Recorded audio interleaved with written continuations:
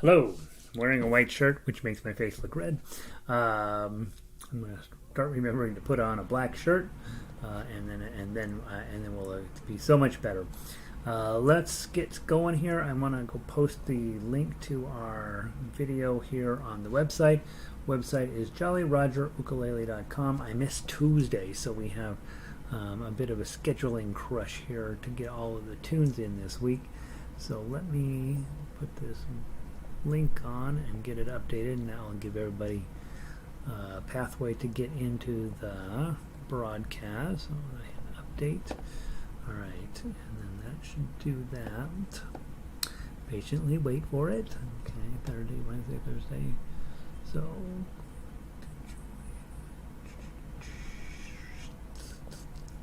space, shift, highlight, bold, update. Okay, so that should be working. And then while everybody's getting loaded in, let me go post this on Twitter real quick, and then we'll see who's here today. It's very exciting. Every day when we log in now at a new time slot, who's going to be here. Because everybody gets a certain time in there. Even I'm running a little bit behind today. I was busy working on my homework, you guys. / Jolly. The website's Jolly Roger Ukulele. Jolly. You probably already knew that. JollyRogerUkulele.com. And put on a little graphic. Ukulele, Fanny. I got to come up with some more generic covers. Tweet. All right, so now we've tweeted, and we can close out Twitter. And so today, the plan. I think the plan will just play the Wednesday, Thursday stuff today. Key of G arpeggio and key of F arpeggio. That's kind of rude to start with those, but Ash Grove, Danny Boy, Eleanor Rigby, and Hey Jude. So yeah, we're doing a little bit of Beatles this week, a little bit of we're doing just a little bit of everything, and so it should work. Let me make sure everything's working correctly. Patience. Okay, slow. Scroll down. Thursday. I click this. Should come to the. I should say Thursday. Yeah. All right. Good. We're all set. Let's see who's here. Sandy is in from Northern Michigan. Good to see you, Sandy. Vic is in from Western Oregon. Sunny up in Eugene today. We like that. Robin is in from. What would we call that? Southern British Columbia, I guess.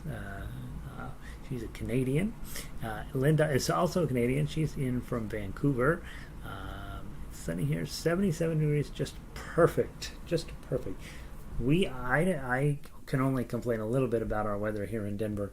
It is about right around 80 degrees out there. Let's find out what it is exactly.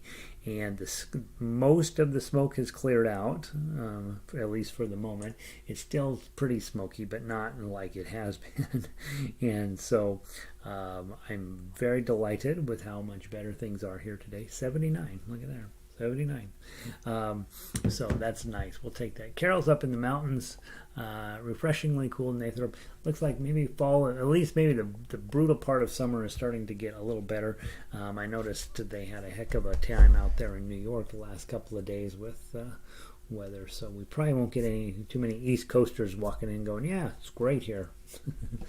All right, guys. So what I thought I would do, we're going to do Thursday and Friday stuff today. I'm sorry, Wednesday and Thursday stuff today, except for, let's not start with the F arpeggio and the G arpeggio. That's rude. Let's go grab the arpeggio in C. No, I'm lying. Yes, I am lying. Yes, that is what we want to do. Let's go grab the C for book 1 today, and that will be all we do from book 1. Let's just grab the arpeggio in C, and then tomorrow we can talk about whether you want to play another arpeggio or whether you'd rather play Scarborough Fair. Scarborough Fair is a pretty tough song actually, on the way our arrangement for ukulele. So just go grab the key of C arpeggio, and I think that piece of music right there is probably one of the more important pieces of music you can learn as a newer ukulele player, and after you've been around a while, you're like, oh yeah, I now see why he made such a big deal out of this, because the skill set in there comes up all of the time. So let's play the key of C arpeggio. That one's officially dead. Let's see if this one's working.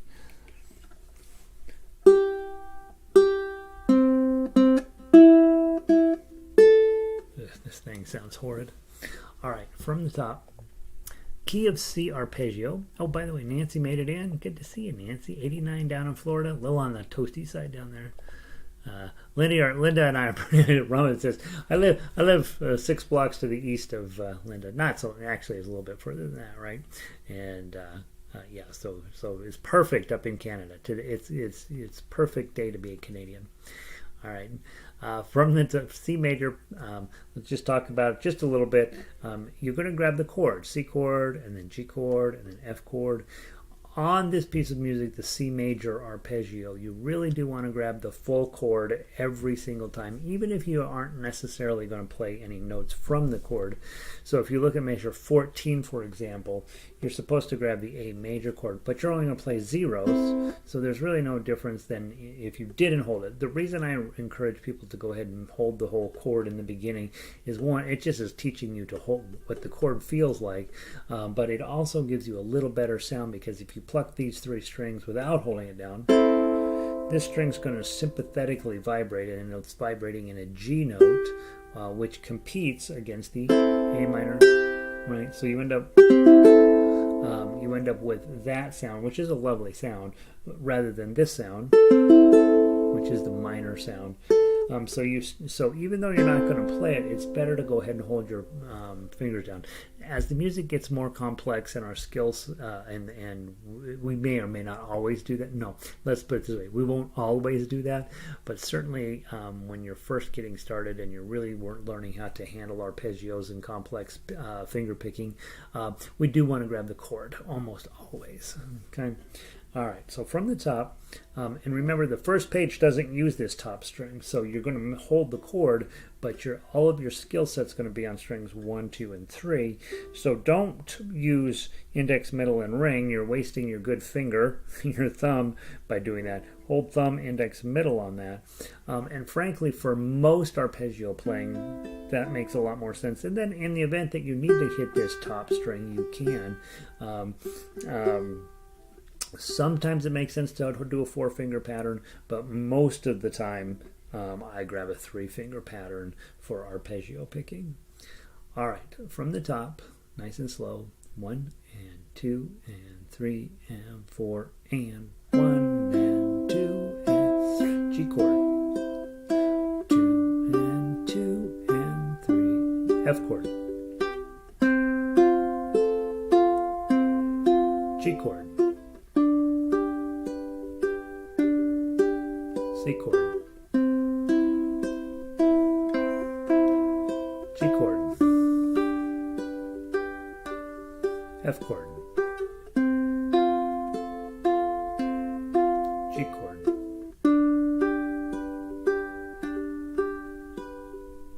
C chord, F chord, G7, again, C chord, other way,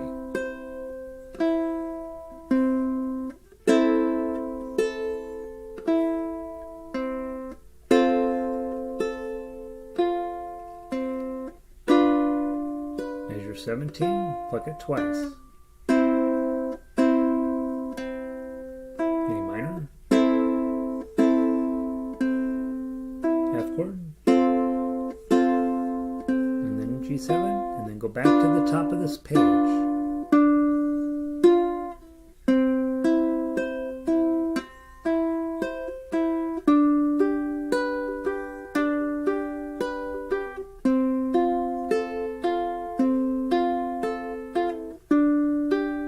Measure 5.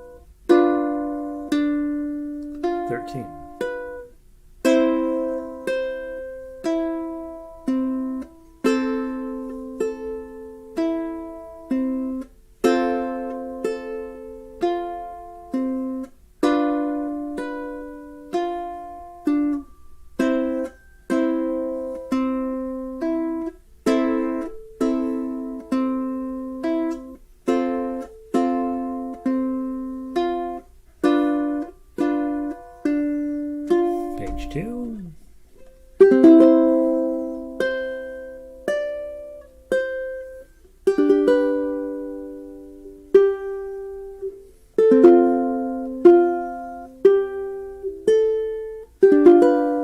Two, three, four.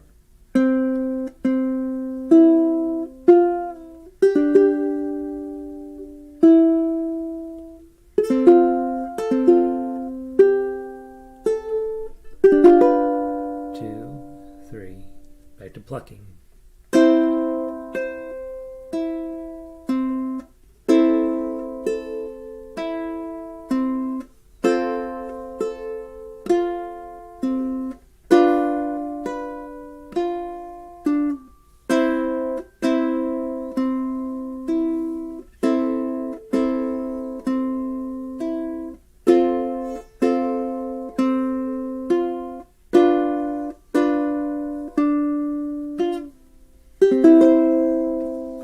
Pretty.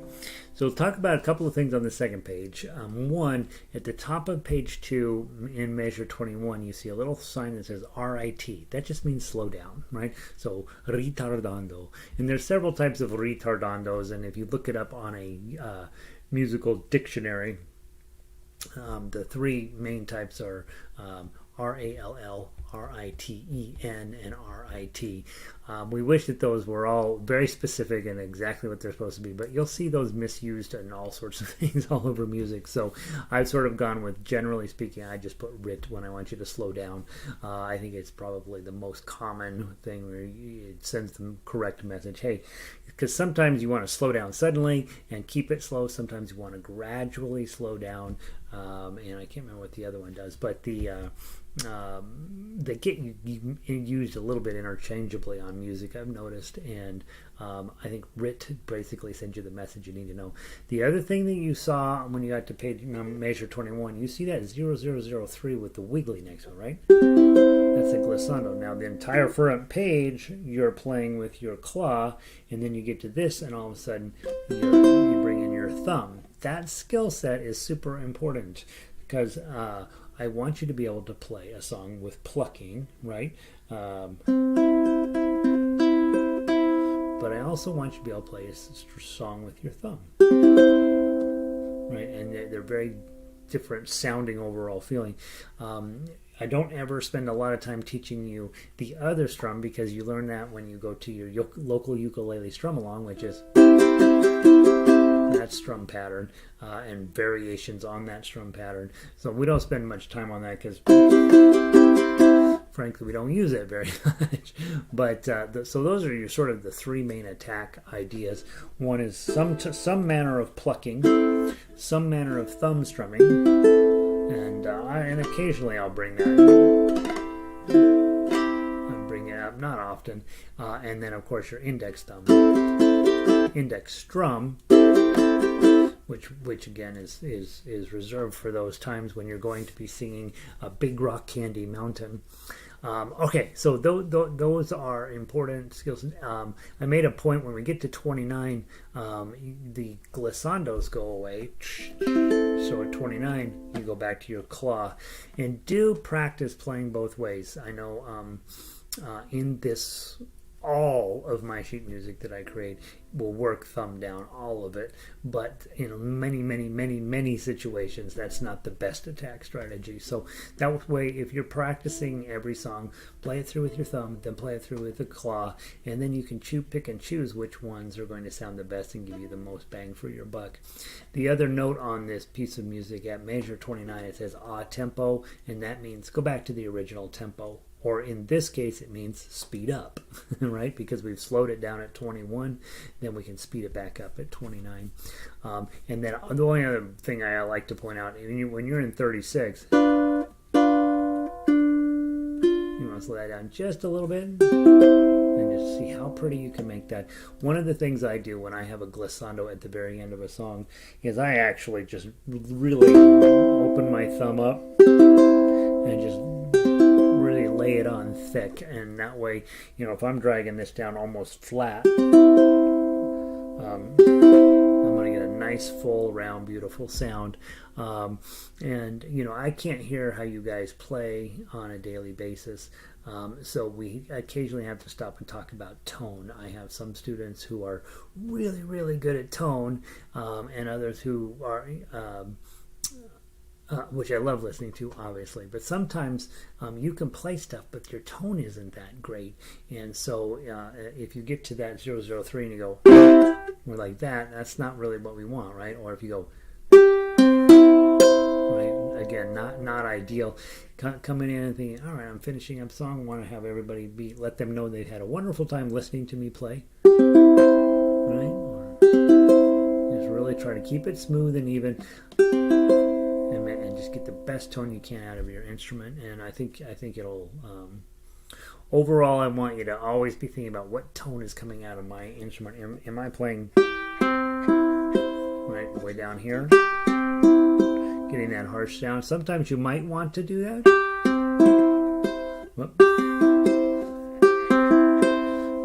But most of the time you don't want that, right? So if you move up here, a little more rounded tone to what you're working on. Be thoughtful about that as you play, to be always thinking about what do I need to do to make myself sound better. All right, so there's the key of C major. As you guys know, there's 30 arpeggios in the book. When you have successfully played all 30 of them, you magically a Rolls Royce will show up in your driveway.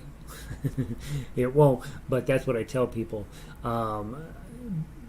You should probably make it one of your missions to play all 30 of the arpeggios in the book, and the reason is, once you have got, and they get pretty hard pretty quick. This was probably the only one that's sort of easy, and this one's definitely not easy by any stretch of the imagination, but they do get harder and harder as you go along. But what happens is you begin to understand how these fingers work independently of one another, which makes all of your playing so much easier. Second thing that it does, teaches you all your chord positions and all of the different shapes all the way up and down the neck. And once you've gone through the whole book, you're like, oh yeah, E minor, oh, do I want to make an F minor? Bink, da-da, okay, got it. Have a bar in here though, that won't work, right? Or I could do it this way. You don't see this on a normal everyday basis, but hanging around JollyRogerUkulele.com, you're going to get weird chords like that. They're going to be coming up as part of your life. So the sooner you've got a little bit more experience with them, the better it'll be. And you won't. I mean, my tendency as a musician is to be like, oh, I don't know if we need all that fancy stuff. I don't know if I need to learn all that stuff. Well, you do need to learn all that stuff.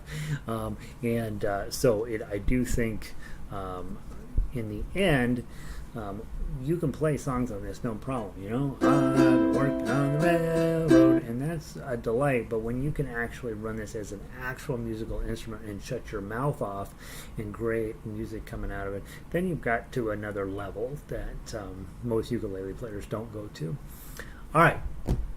Key of C major arpeggio. I love it. Hey, let's go play. We're going to do book 1 different than books 2 and 3 today. Let's go grab Scarborough Fair. Let's go grab that. I want to, because we'll probably end up playing it again tomorrow, and I do want you to have at least a passing attack with it. By the way, Nancy, I didn't do the G arpeggio with you. I think you might be our only baritone player online right now, but you've been through this enough times. You know the drill. We'll play Scarborough Fair with both instruments, so you get a chance to do that. All right, Scarborough Fair. This is a challenging piece. It's one you'd love to be able to play, though, right? Especially if you're a flower child. Okay, G minor. That shape's coming up in your life. Isn't that beautiful? This is a beautiful sound. Okay. F chord is right above that. Same shape. You're just going to take your ring finger off and move everybody up one. Okay. And back to G minor. Okay. Don't let B minors, B flats. Don't sleep over B flats. Put them on. If they sound like this, that's how you're playing them today. Down the road somewhere, you'll play it like that. Okay, but don't lose sleep over it. And of course, it's measure 7. You have a C chord. Okay, and that's it. Okay, let's sing it real quick. I've been taking singing lessons. I still am ghastly, but here we go. Over at school, they make us take singing lessons. They call it music theory lab. What they call it. It's singing. From the top, sing it. 1, 2, 3. Are you going to Scarborough Fair? 2, 3, change. Parsley, sage, rosemary, and thyme. Remember me to one who lives there. 3, 4. He once was a true love of mine. 2, 3, 1, 2, 3. And then you repeat, of course. Notice measure 13, we have an extra beat in there. That would not have been in the original tune, but Simon and Garfunkel added an extra beat in there, so we added an extra beat in there. We obey. Paul and Art, right? Paul, Simon, and Art. Paul and Art. Paul and Art. Art and Paul. We obey them. And it's sort of like doing what John and Paul from the Beatles tell us to do. We just do what they say. We don't question. Notice too, when you can strum this. Are you going to Scarborough Fair? Right, you can do that. Right, don't, but you could. You do yourself a whole lot of more favors by plucking. Right, and the nice part about plucking is it tells you exactly where the beats are. Right, are you going to Scarborough Fair? Right, so you can tell exactly where the beats are. Well, usually when I'm approaching a new song that might not be set up for ukulele yet, that's how I do it. Is I just pluck 1, 2, 3, 4, 1, 2, 3, 4. In this case, 1, 2, 3, to make sure that I got a sense of where the beats are. All right, let's play the. If you're up for it, play the tough uke. If you are still getting your ukulele legs, C legs, do the melody. If you are on baritone or you're brand new, chords. 1, 2, 3.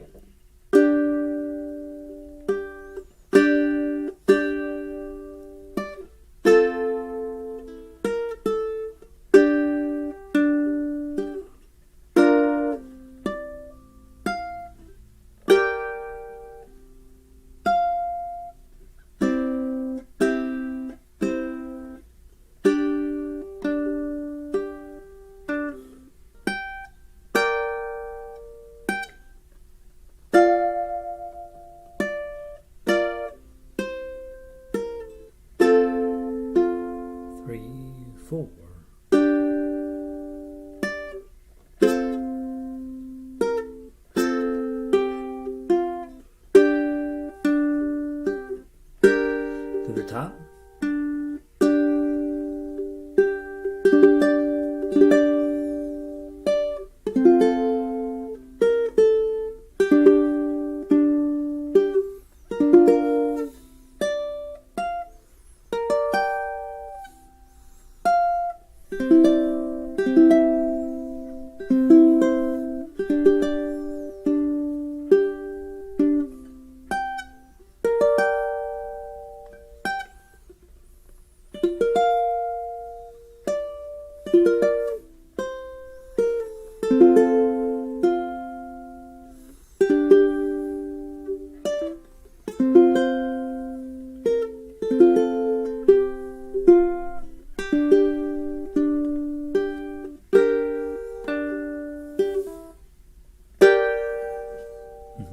Pretty challenging piece of music for level 1. It's definitely a level 2 song, definitely a stretch piece for level 1, but I would like you to end up book 1 feeling pretty solid about how you're playing, or knowing it maybe it's a good idea to go back around through book 1 one more time.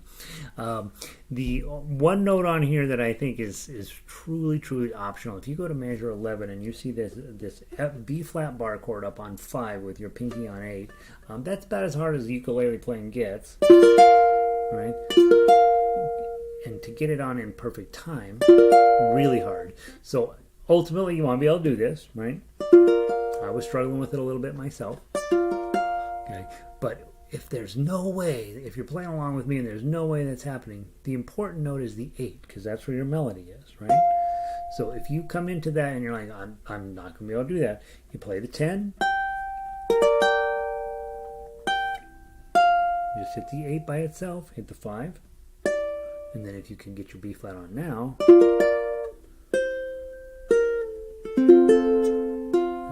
that's how you survive as a musician, is just get rid of the parts that you know aren't going to go well. You can even get rid of the second B flat if I'm going from those 10s.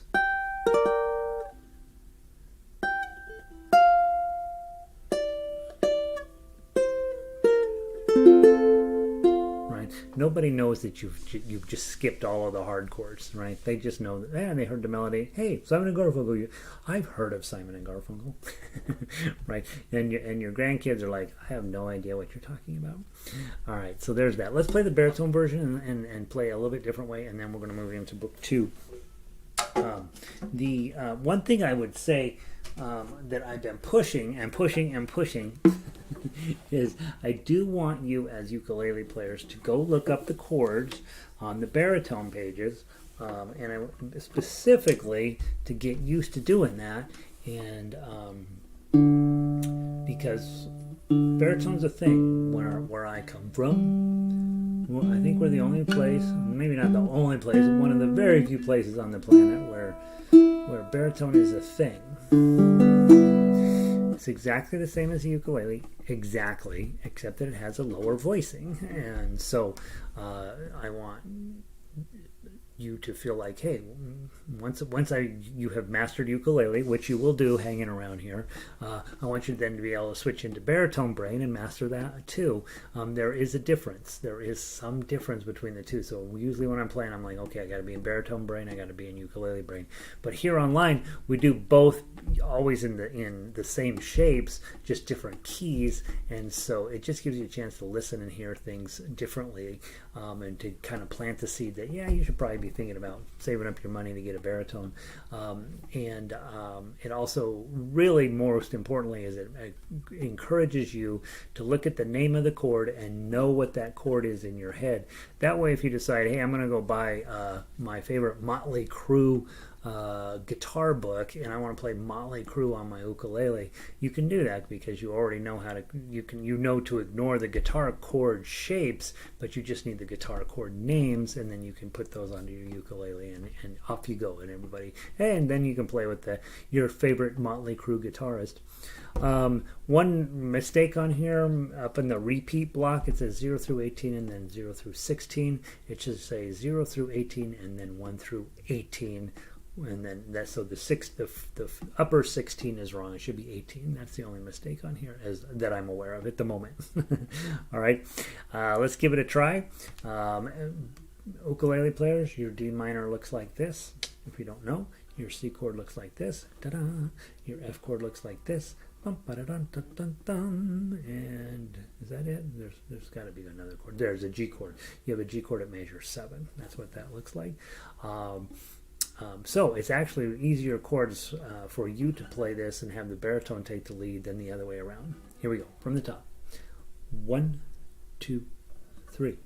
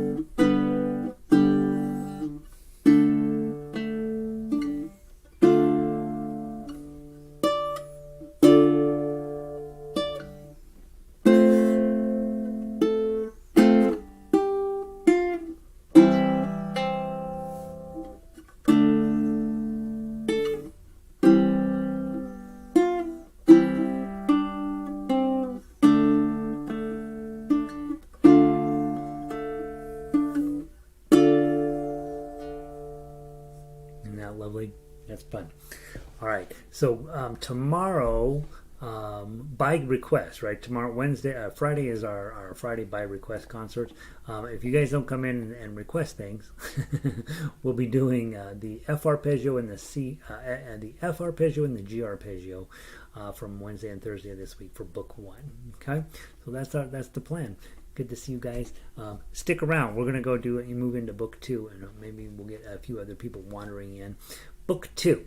So today, Monday and Tuesday, we're supposed to play Las Mañanitas and then Spanish Romance. Let's put those off till tomorrow, and let's play the Wednesday and Thursday things today. So Ash Grove and Danny Boy. So we'll start with some Celtic music today.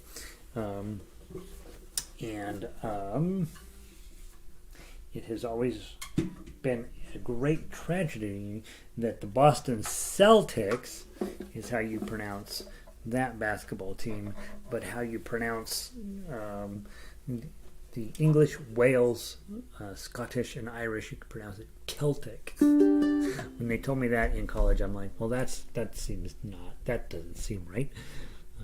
So let's grab Ash Grove to get started.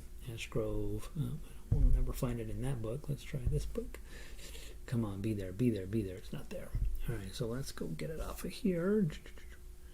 Ash Grove.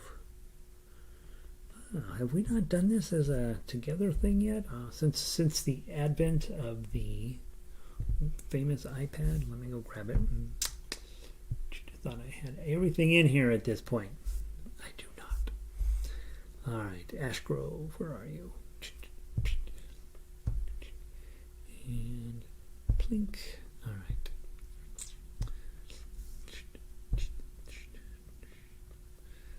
That's the ukulele one, and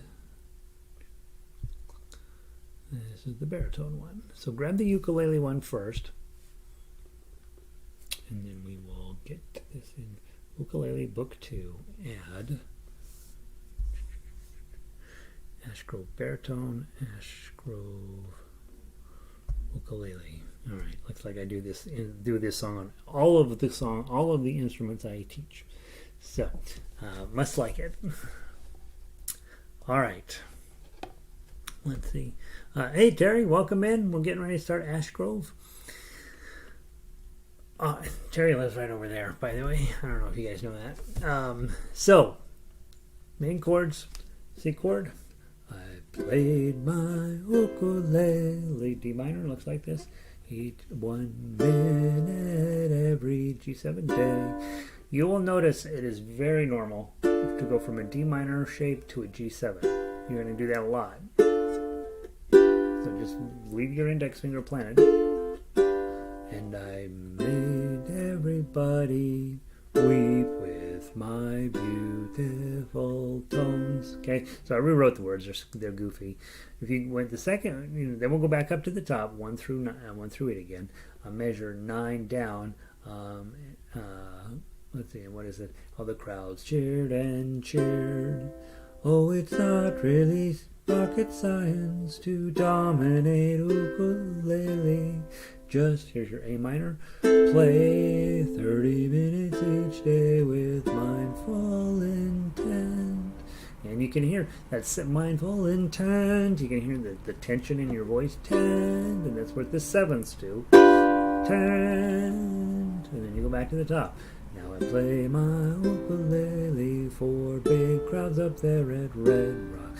And I am so gosh darn famous. Everyone loves. And then the third time you hit that, see the little coda, the little bullseye thing that says, hey, I'm a coda. When it's my turn, okay, which will be the third time you pass through here, I'm going to jump all the way. You're going to jump all the way to 18 to finish up. Everyone loves me, yes they do. Okay. The reason you know when to use the coda is the music tells you. At measure 17, you'll see the phrase Dsl Coda. That means Diseño al Coda, right? They could say I don't know. They could come up with an English version of that, but they haven't yet because this one works just fine. Dsl Coda. And that segno is that goofy little S-shaped thing at measure 1. And so anytime you run into a Dsl Coda, you're going to go to the segno, play to the coda, and codas come in matched book sets, right? So when you hit one coda, you're going to jump from that coda to another coda at the appropriate time. So you'll notice you go through past that coda twice before you get any instructions of what to do with it, and that's not uncommon. It's relatively common to pass up codas the first time through. The big thing you're looking for is when does it tell me what to do? And it tells you at the end of 17, hey, go back to that segno and play to the coda. So that's what's going on there. Let's play the melody on this one real quick. Just a lot of people don't know this song. From the top, 1, 2.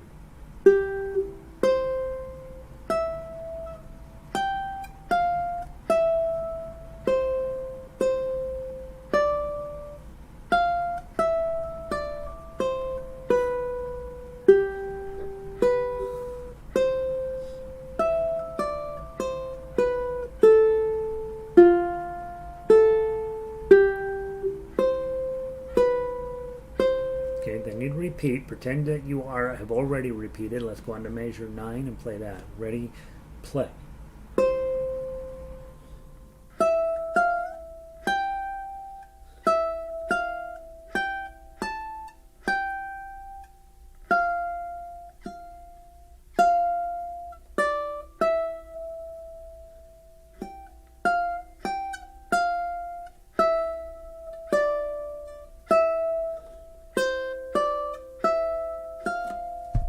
Page 2. You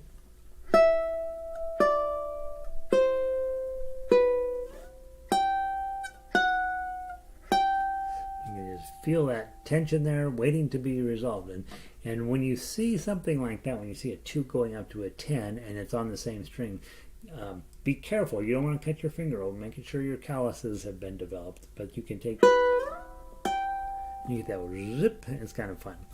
Don't do it on every song, but do it once in a while. It's just one of those more advanced techniques. And then, of course, measure 18 isn't a problem at all. Right, 3, 0, 3, 3. All right, so that's how the melody goes. Rob is in. Those people at work bothering me to do something. You know, Rob, you've got to put your foot down. Here's what I tell everybody. You have to say, look, if you don't get out of my way, I'm going to get in your way. Threaten them, I think, is the correct answer, really, when it comes to things. I keep telling my wife, as long as you keep doing a good job, they're just going to keep piling it on. You need to screw up once in a while. That's why musicians are. That's why, we're a healthy lot. We screw up a lot. They still have us come back. All right. Let's give it a try. If you are a melody person, play melody. If you're a chord person, play chords. And if you are a tough uke person, hopefully all of you are that person. Let's do that. And not very quick, not at a fast pace, of course.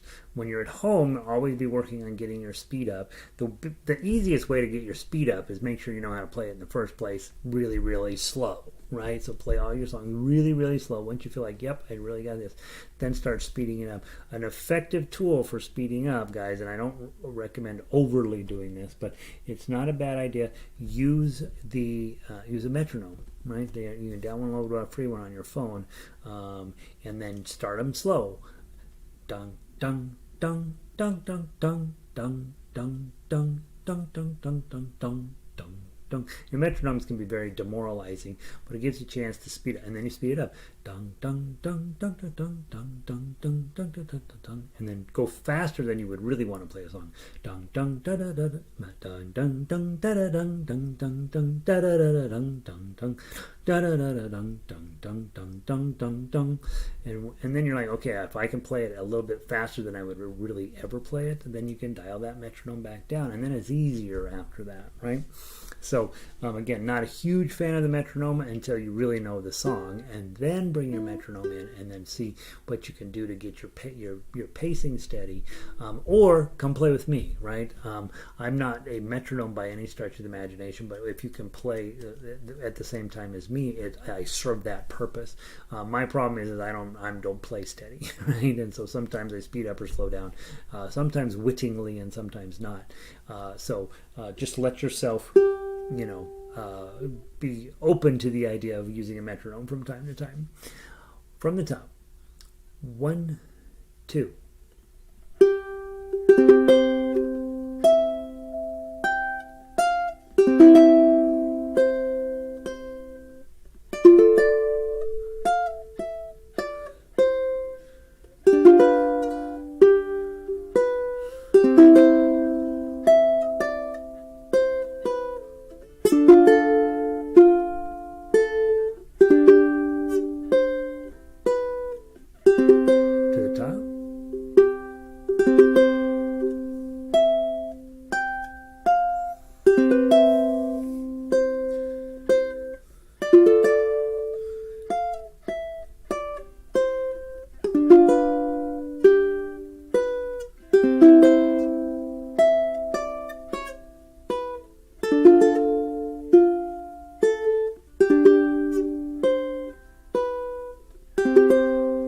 Measure 10.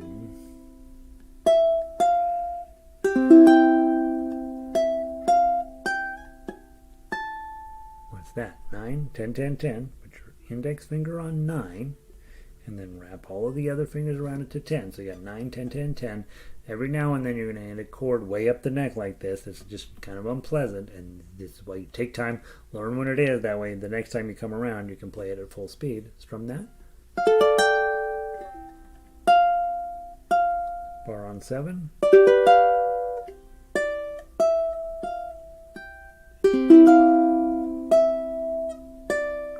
Okay, what's this? 4. Index finger on the 4, that's your lowest note. Middle and ring on the 5s, and then pinky up on 7. That's a very typically shaped minor shape. It's really an F minor, which we think of as an F sharp minor when you have your index finger here. And then we're just pushing it up until it becomes an A minor. Strum that.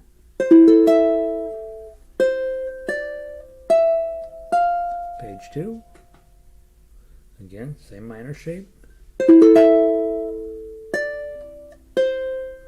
G7. So here's your 10-9. Okay, and yeah, what I did here is a major shape, but you can do what it says, bar on 10 with your middle finger on 11. Get a little bit of a 7th sound out of it. Okay, and then all the way back up to the top.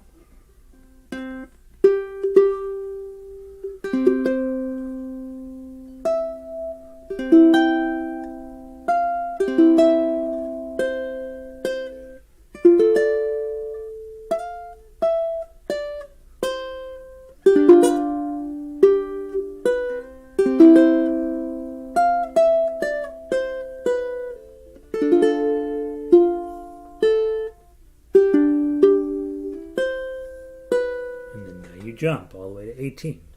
Okay, isn't that pretty? All right, it's a little bit, it's plenty hard. This is, looks you're like, oh, this is a song from 1802. Shouldn't be too hard. And then all of a sudden, you're into a mess real quick. Let's play it one more time, and let's see if we can do a little bit steadier. 1, 2.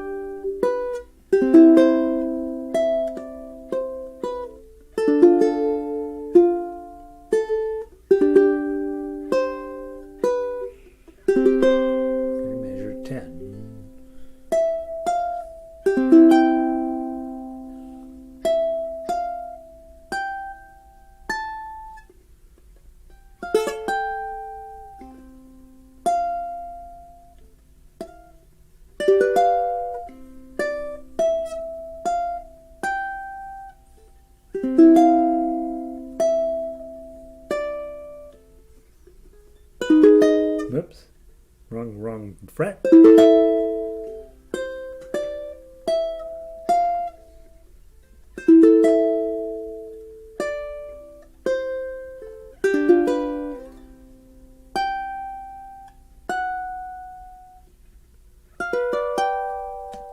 Okay, and then all the way back to the top.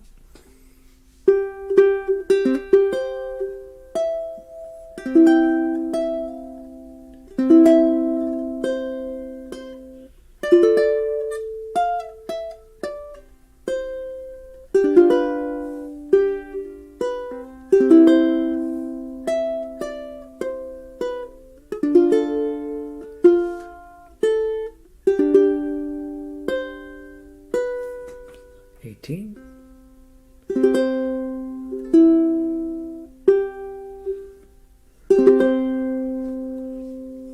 that's a hard song. Okay, it's all over the fretboard. The chord structure is pretty easy to deal with, but the playing of it is a lot.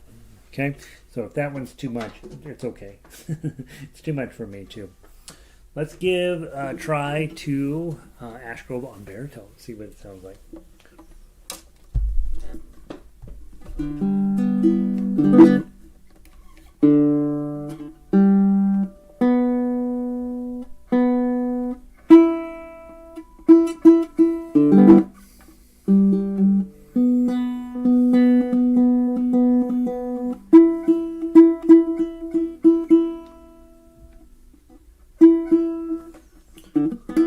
Same thing, ukulele players. You're switching to chords, right? G chord. Okay, remember the first day and you're like, I don't like G chord. And then you got your A minor in there. That's lovely. You got a D7. That's these two fingers right there. And is that it? Oh, you have an E minor down here at measure 14. And everything else, that's it. So 4 chord songs. Ronnie, you don't be sorry. You're here. Okay. 2 things we know about time. It just moves in one direction. So, you know, you're not late. You're here exactly on time. All right. From the top, again, I'll play the tough uke, but if you have a baritone and you want to play the melody, that's perfectly fine. If you want to play tough uke, perfectly fine. If you want to play chords, perfectly fine. Ukulele players, you have to play the chords. From the top. 1, 2.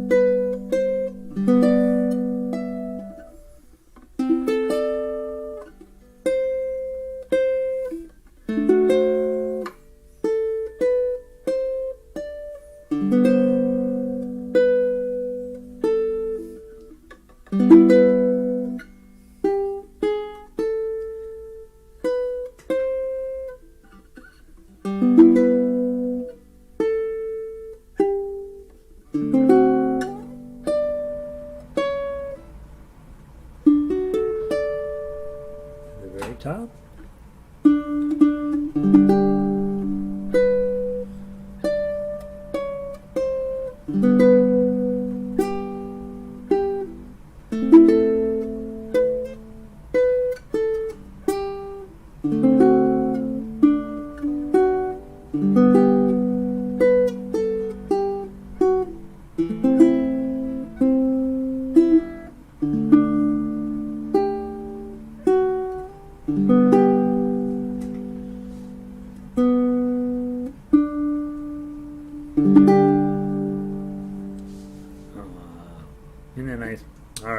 So there's Ash Grove.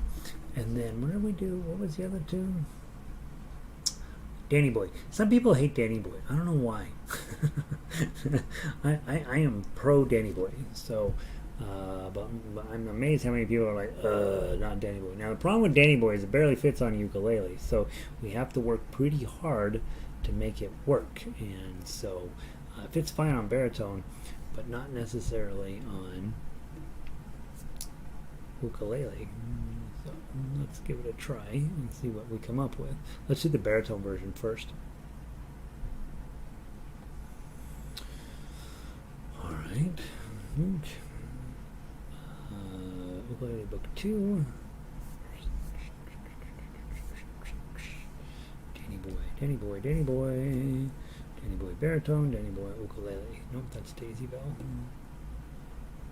Let's get rid of that one. Get rid of that one. Go to Danny Boy ukulele. There we go. All right, done. Danny Boy baritone. All right, with this one, guys, ukulele players, you're in great shape. C chord, F chord, G7.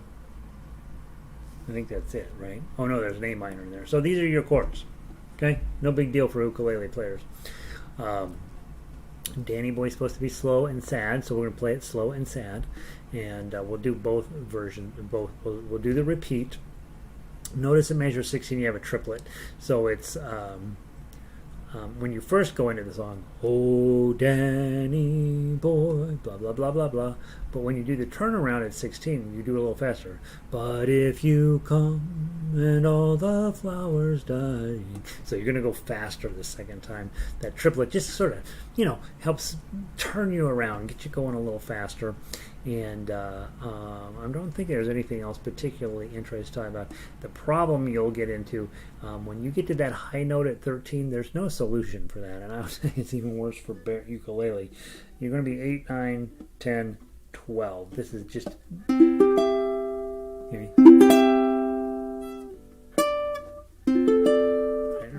Really tough playing through that. Yeah, if you're a singer, that's one of those notes you're like, oh, I wish he wouldn't have put that note in there. So this is a pretty this song is going, it goes great the first page. You're like, this is a nice song to play, and then all of a sudden it just goes to heck real quick on you on page 2. So just be aware of that. Be ready for it. You guys are tough. You'll be fine. All right, Nancy's into Ash Grove. Yes. No, but I had never ever heard that song before starting teaching, and then all of a sudden, the more I play it, the more I'm like, yes, this is the greatest song. This is a great song. And Robin says Danny Boy was her dad's favorite song. Here's what I know, being an old man, anytime you hear Danny Boy and you have any Irish blood in you at all, and you have one drop of Irish blood rolling through your veins, then the minute you hear Danny Boy playing, you just start weeping. I don't know what it is about this song. All right, from the top, 2 times through. Ukulele players, you're on chords. 1 beat count in. Ready? 1.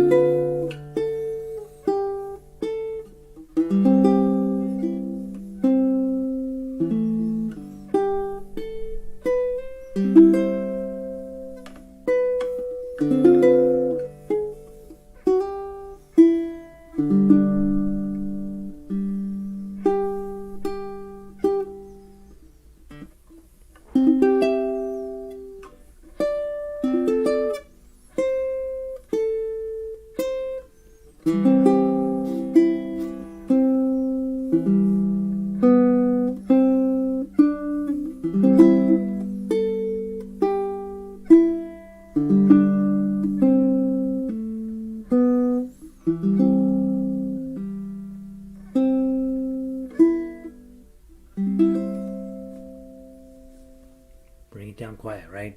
I don't mark dynamics in ukulele music because basically I want you to play everything as loud as you can. But in that case, quiet right at the end. All right, nice. Let's try it on ukulele. It gets even harder. And honestly, guys, at measure 13, if that's not going to happen, right? You can do it this way. And just play the 12. Seriously, don't mess with that stupid chord. It's too much, right? It's just too much. It's supposed to be a C chord, which is here. But you can't reach, right? So then you start doing some monkeying around with it. Yeah, just play the 12. It's fine. Don't mess with that chord. All right, here we go. Let's see. But your dad wasn't Irish. Well, you could like the song even if you're not from Ireland. I'm just saying, if you have some Irish blood in you, like right now, I'm weeping tears, and I don't even know why. Amy has made it in. By the way, guys, Amy mentioned the other day, she said she liked a certain song we were working on. What was it? Something old-fashioned. And Amy is super cool, and she likes all this modern music. So she's slowly taking the Kool-Aid one drop at a time. All right, Danny boy, let's play quickly. We got a couple other things I want to move on to for book 3 today. So Danny boy, 2 times through. Do the best you can. When you get to 13, just play the 12. Right? You don't need all that other nonsense. 1, 2, 3.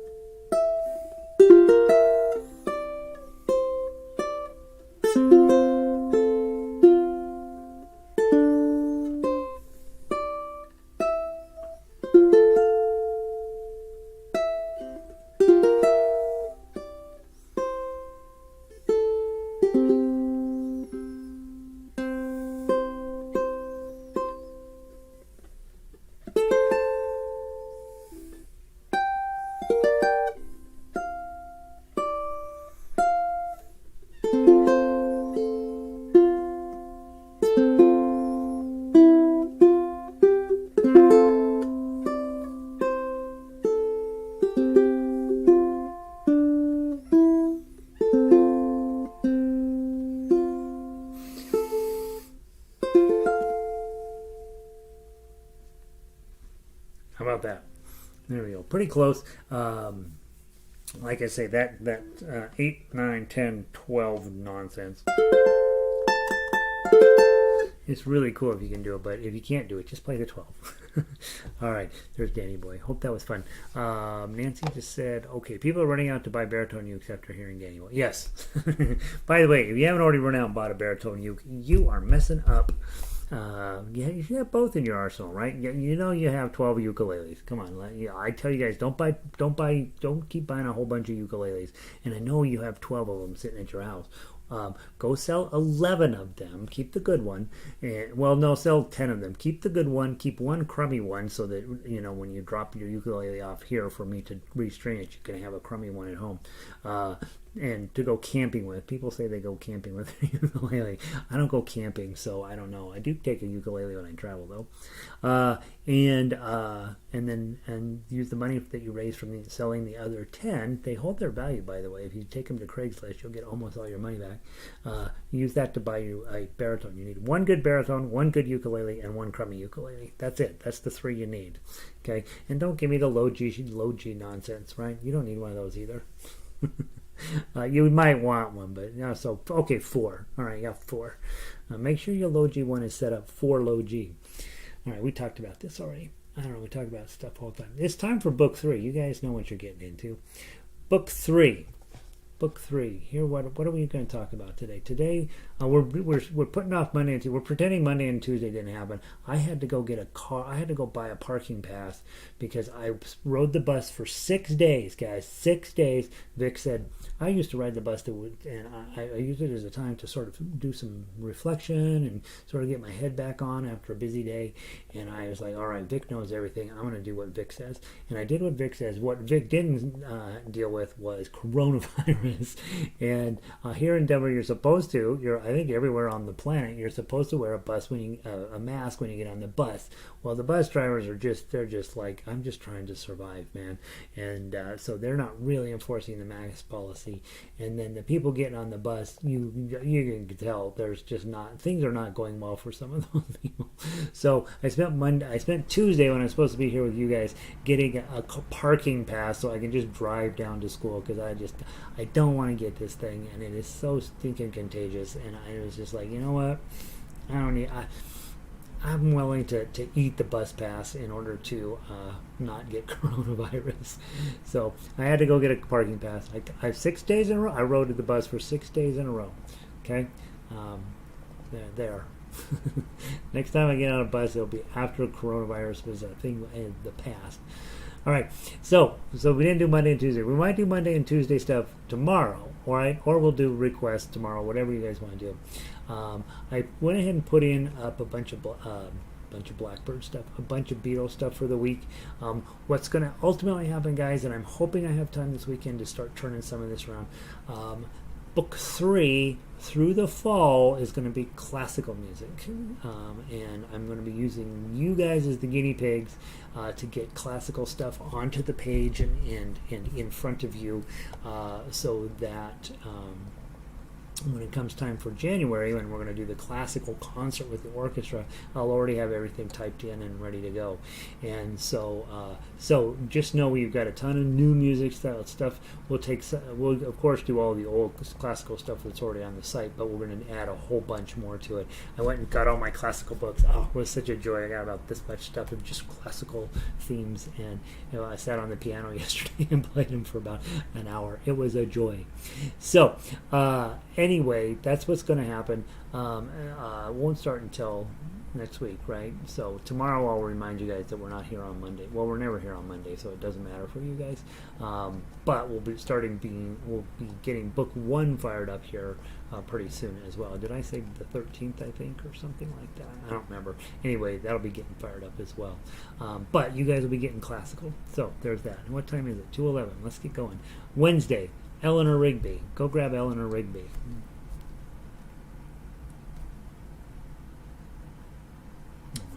I don't have that down. Alright, let's see here. Bump.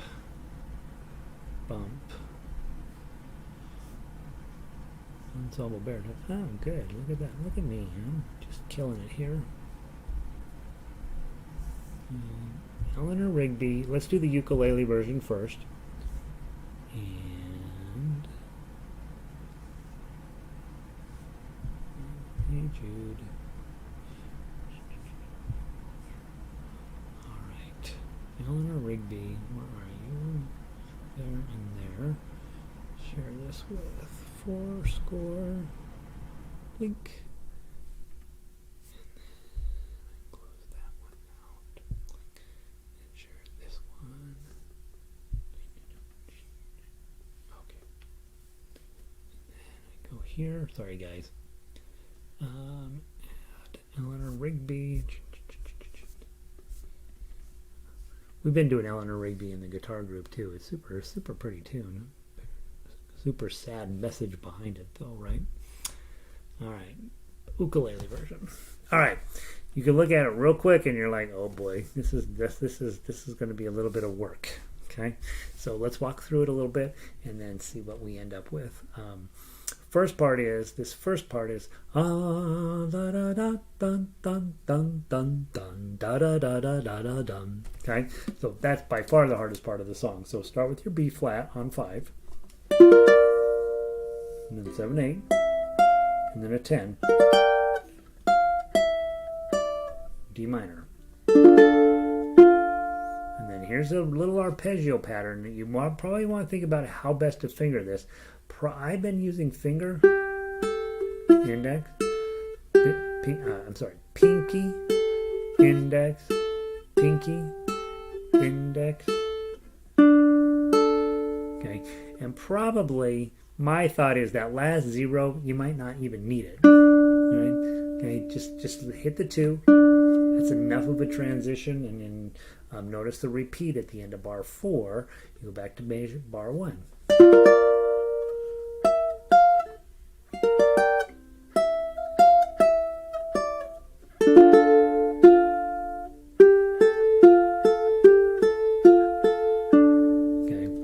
That would be my thought. In fact, I'm just going to make myself a note. Gary, next time you work on this, get rid of that 0. It just doesn't seem to be doing it. It seems to create a great deal of playing difficulty without a ton of musical reason to be there. Now, go to measure 5. You can use your thumb.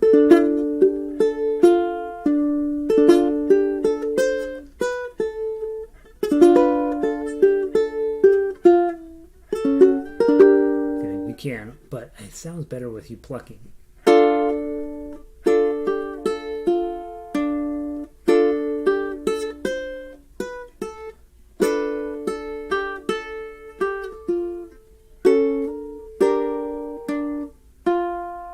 Okay, you're going to be going through the song 3 times, so at least one of the times do the plucking and the other time use your thumb.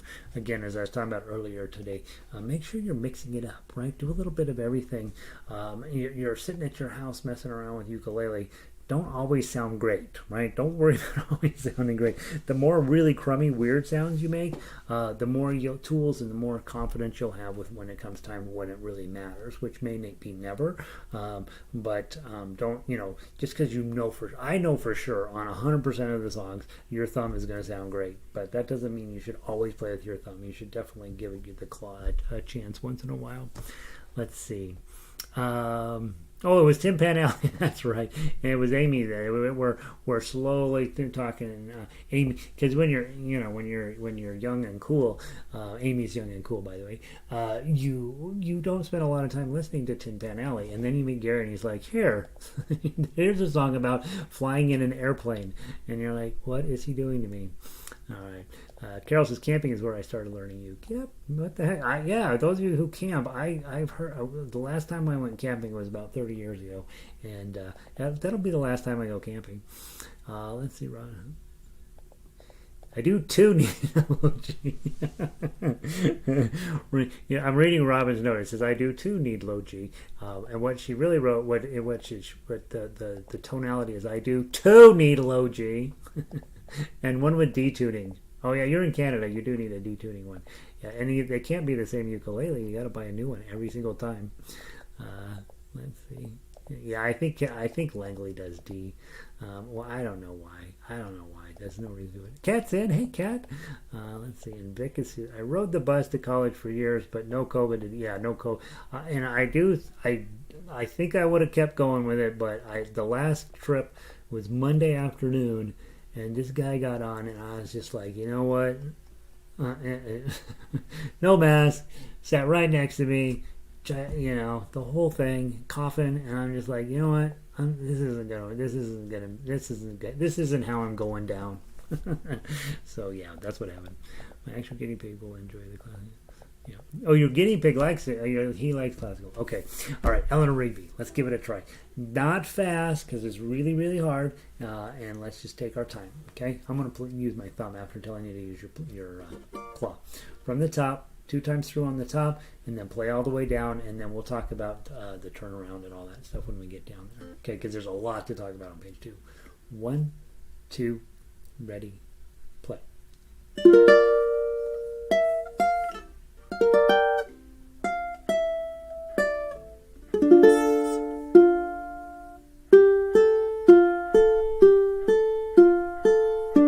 the top.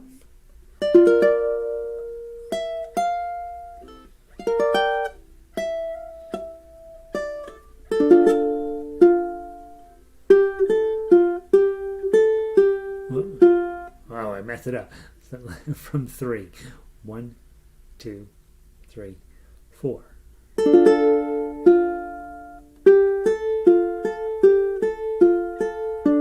now measure 5.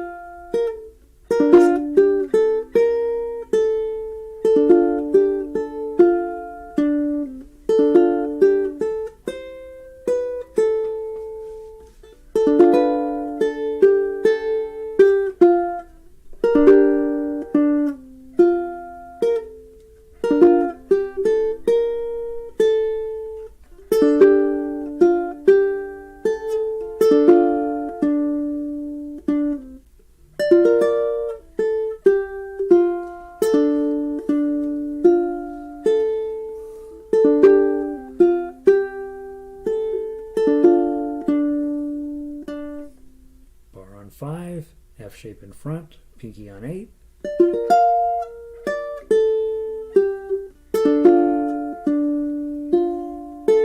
Okay, and then you repeat that 3 times. So, and those of you who know the song, Eleanor Rigby, she's cleaning the church, and Father Mackenzie is giving a funeral speech. Nobody comes to the funeral, and then Eleanor Rigby ends up dying.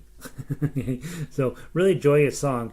Way to go, John and Paul. So you play through it 3 times, and then let's go down to the ending so you'll see how that works out too. So when you get down to the 3rd time and you jump from 21 to 23, okay, so at 21 you're on this crazy high level B flat, and then you're going to measure 23 with a regular D minor, and then you're set up for that same intro again.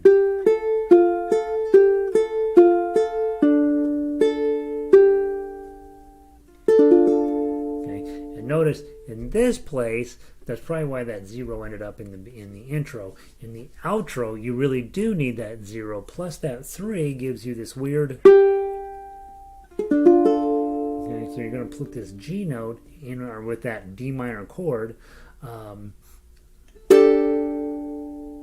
Tension, release. That's the purpose of the 3 under the fermata. So let's just do from 23 to the end, so you get a chance to practice that.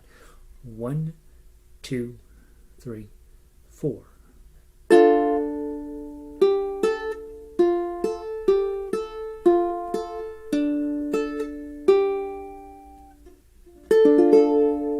Okay, one more time. 1, 2, 3, 4.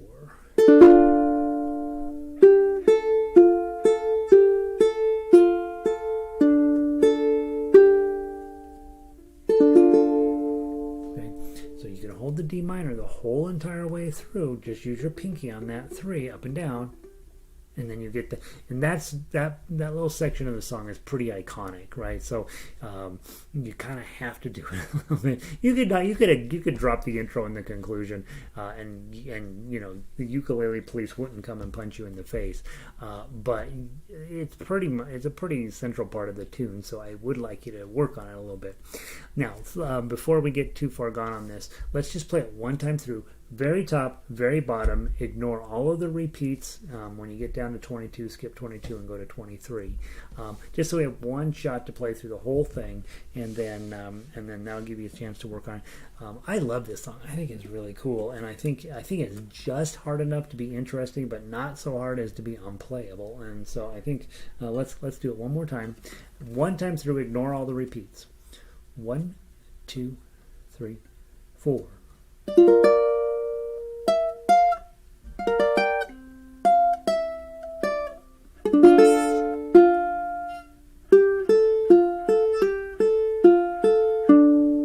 Measure 5.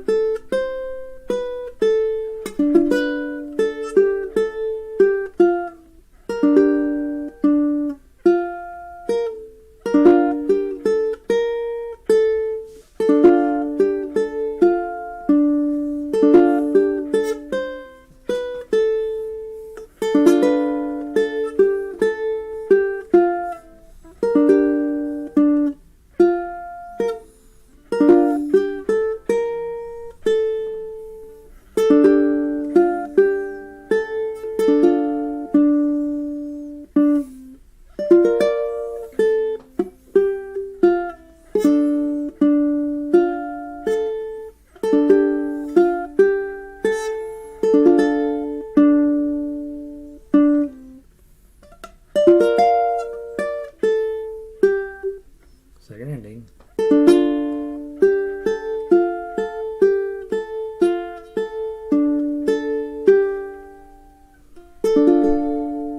Okay, and I rushed it a little bit. So at 23, when you land in 23 and you hit that D chord, make sure it gets 2 full beats. 2.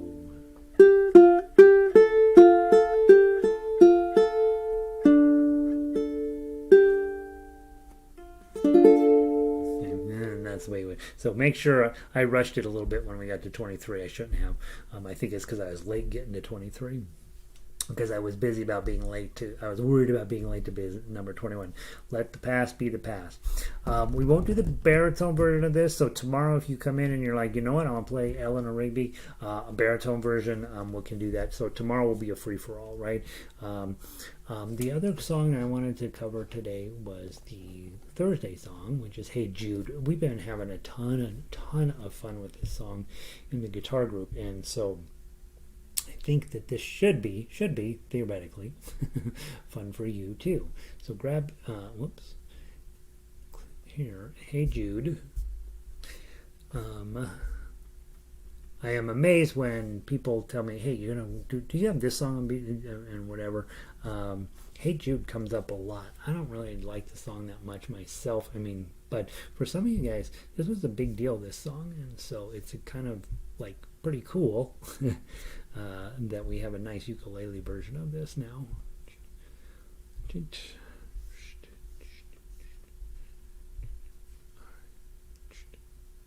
All right, so let me go fix this. All right, Hey Jude ukulele version. And baritone players, I know sometimes you guys get shorted. It's not. It's that. It's really about time and percentage of participation, right? Let's get more baritone players coming around, and we will not jip you anymore. How about that? Does that seem fair? All right, Hey Jude. Come on, Gary. Ukulele. Here it is. All right, taking a peek through it.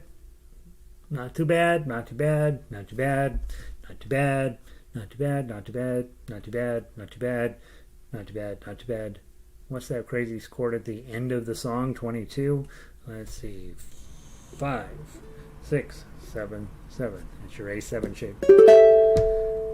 Na na na na na na na na.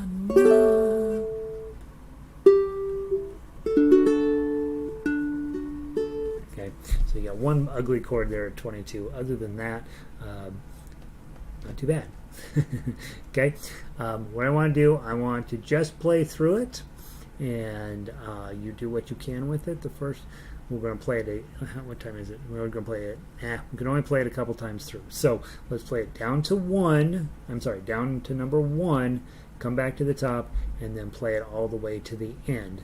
You're supposed to, when you get to 21, go back and play it a third time, but let's just play it down to 8, come back up, and play it to the end. Okay, and then that'll give you something to work on for the rest of the day. Get your D chord on.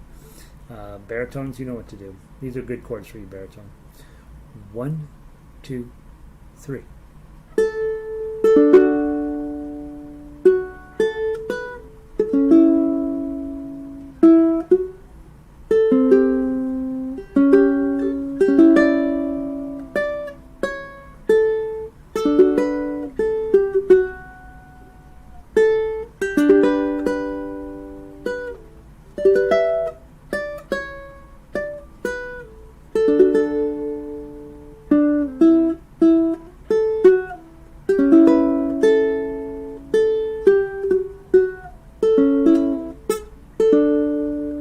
Top.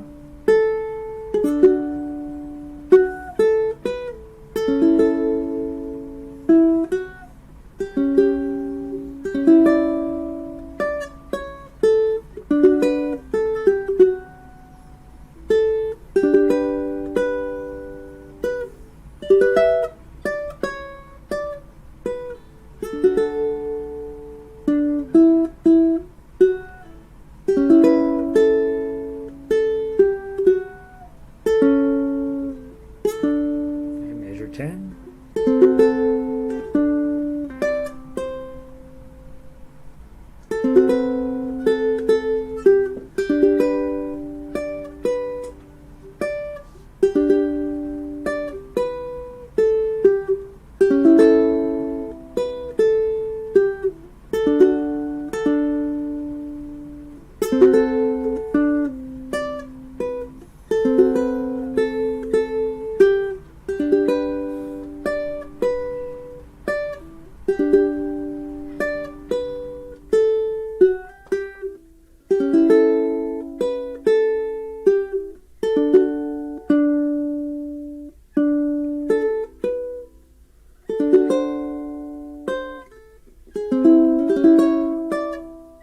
Second ending.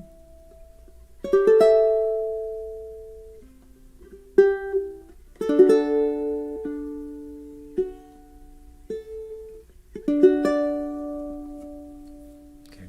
And one of the things we've decided in the guitar group is that 0 in measure 23, the "Hey Jude," doesn't sit with a lot of the baby boomers' ears. Everyone's like, that's not, I don't know, that doesn't seem right. So you might want to just play the 2 on the 3rd string. So that would end up with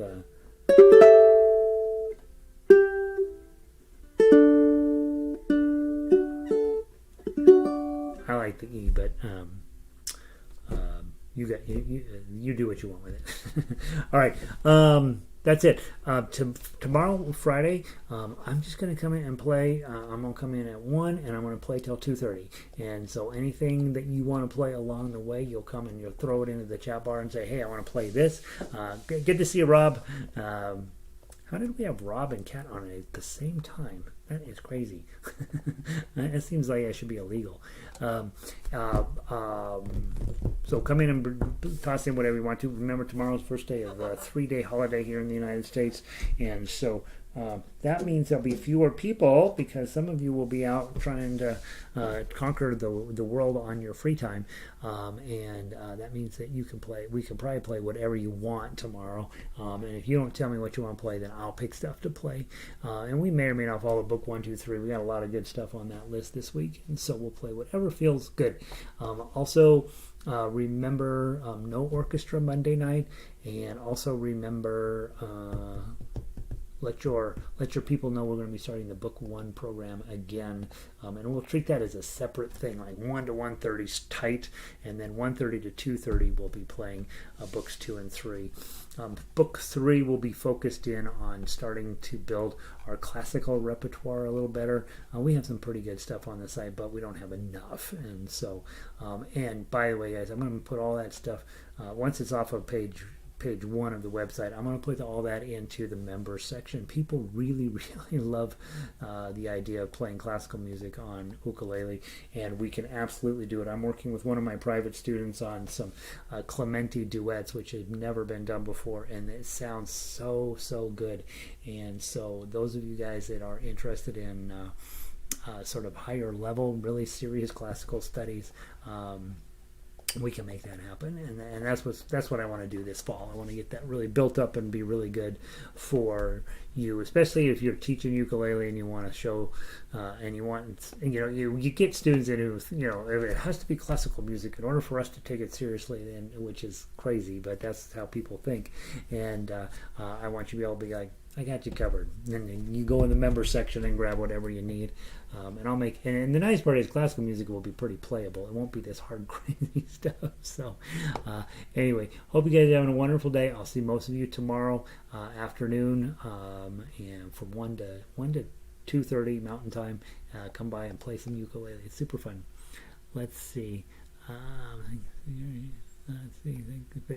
Thank you, Vic. We are both at school. He's in his office in the school. STEM. People walk down the hall looking into all of the Howards. I don't know. I don't know what they're up to. They're up to something. Those Howards. What are they? It's like when they ask for your name at the you go to a store and they want your name and phone number. Like, what are you up to? All right, Terry, good to see you. Carol, good to see you. Amy, let's keep rocking. We got. Is it Bjork? Is that who we're doing? We got to do Bjork next. Ronnie, let's play some Spanish romance. Oh yeah, we will tomorrow. Let's do it, Ronnie. It's on the list. Rob, good to see you. Terry, classical sounds good. Good, that makes me happy. Blessed day to you, Ronnie, as well. And I will see all y'all tomorrow. Come play harmonica. Peace.